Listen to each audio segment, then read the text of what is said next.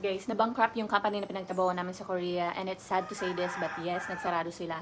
Only after 1 month nung pag-alis ko doon sa company, nag-file sila ng bankruptcy. Pero hindi naman ako yung reason kung bakit sila nagsarado. Sino ba naman ako, di ba? So, before pa talaga, mahina na talaga siya. Halos wala na rin kaming overtime before. Wala nang Sabado at Linggo na pasok. Monday to Friday na lang. Minsan sa isang linggo, mga 2-3 araw lang din yung pasok.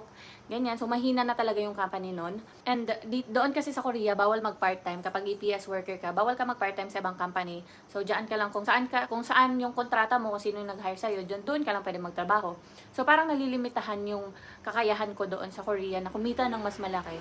Tapos, binigyan din naman nila sila Yenon ng 2 months para makahanap ng bagong company bago sila umalis doon sa tinitirhan nila. Kasi di ba libre yung bahay namin doon.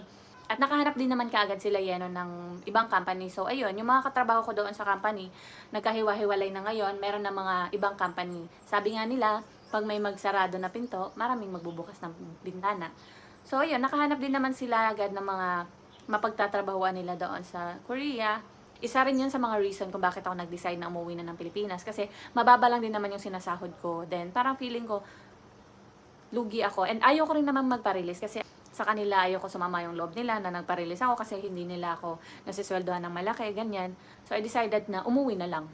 Although malaki yung diferensya na kinikita sa abroad compared dito sa Pilipinas, pero dito ako mas masaya. Super thankful ako doon sa company namin kasi sila yung nagbigay sa akin ng malaking opportunity na makalabas ng ibang bansa, tapos nakasahod ng malaki.